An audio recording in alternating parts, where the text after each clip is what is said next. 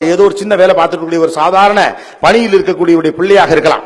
ஆனா யோசிச்சு பாருங்க, அப்பா தனக்கு பொருளாதாரத்திலே பிரச்சனை இருக்குது, வாய்க்கு கைக்கு தான் சரியா இருக்குது, வாங்கின கடனை கொடுக்க முடியல, வட்டிக்கு கட்டினவன் வாசல்ல வந்து நிக்கிறாங்கிறதுக்காண்டி புள்ள படிக்க வேணாம், கூட வேலைக்கு வேணாம் உங்களை கூப்பிடல. அவருடைய பொருளாதாரத்துக்கு நீங்க எல்லாம் 7 வயசுக்கு வயலுக்கு வேலைக்கு போயிருக்கணும். பல பேர் வேணாம், நம்மளால என்ன பண்ண முடியும், இழுத்து இன்னும் கொஞ்ச நேரம் 7 மணி நேரம் வேலை பார்க்கறது 8 மணி நேரமா வேலை பார்க்க முடியுமா, 10 மணி நேரமா வேலை பார்க்க முடியுமா, சொந்தக்காரன் கடன் வாங்க முடியுமா, அரசாங்கத்துல ஏதாவது லோன் கொடுக்கறாங்களா அதை பார்க்க முடியுமா, கூடுதலாக உழைக்க முடியுமா அப்பா யோசிச்சார். அவருக்கு இன்னமும் காலத்துல 2வது பிள்ளை வருது, நெருக்கடி வந்தப்ப ஒரு பிள்ளையை படிப்பை நிறுத்திடுவோம்னு அவர் யோசிக்கல. இன்னமும் இந்த 2வது பிள்ளையை படிக்க வைக்கிறதுக்கு என்ன பண்ணுவோம்னு பார்த்தாரு. அம்மாவுடைய நகை அடமான வச்சாரு, அவர் வச்சிருந்த பணத்தை எல்லாத்தையும் சேமிச்சு வச்சாரு, சின்னதாக சொத்தின் ஒரு பகுதியை வித்தார்.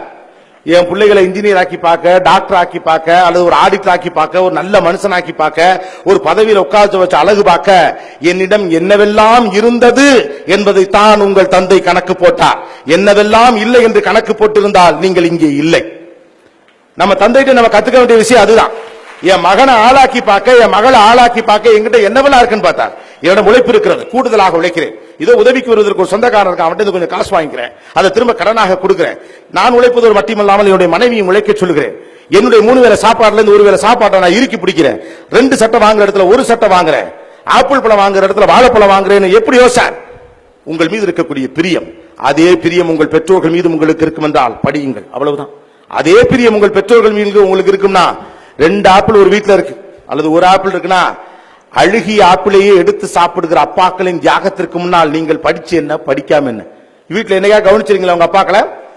ஆப்பிள் பழத்தின் அழுகிய பக்கத்தை திங்கிறார்கள் இன்னமும் அப்பாக்கள்.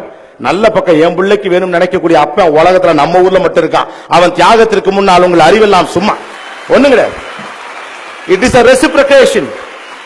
Don't think it is your duty. இது நீங்கள் உங்கள் சமூகத்திற்கு செலுத்தும் நன்றி கடன்.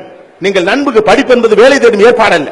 உங்கள் பெரியவர்களுக்கும் உங்கள் பெற்றவர்களுக்கும் உங்களுக்கு உதவியவர்களுக்கும் அரசுக்கும் தனி மனிதர்களுக்கும் யோசிச்சு பாருங்க. ஒவ்வொரு பிள்ளையும் படிக்கிறதுக்காக ஊர் எல்லையில ஏதோ ஒரு மூக்கம்மா கிளவி 3 ரூபா காசு எடுத்து வைக்கிது, எங்கோட்டு பிள்ளைய படிக்கட்டும்டான்னு. அந்த பாட்டிக்கு உங்களுக்கு ஏதாவது சம்பந்தம் இருக்கா? கிடையாது. ரத்த பந்தம் இருக்கா? கிடையாது.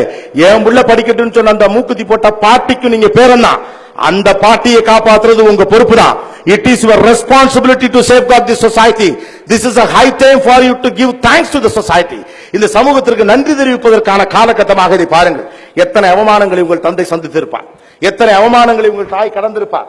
ஏதோ ஒரு அவசரத்திற்காக, பிள்ளையுடைய ஃபீஸுக்காக, படிப்புக்காக, புக்குக்காக, ஷூக்காக, டிரெஸ்ஸுக்காக, டூருக்காக, அறிவியல் எக்ஸிபிஷனுக்காக 1/2 பவுன் வச்சிருந்த தங்கத்தை கூட அடமான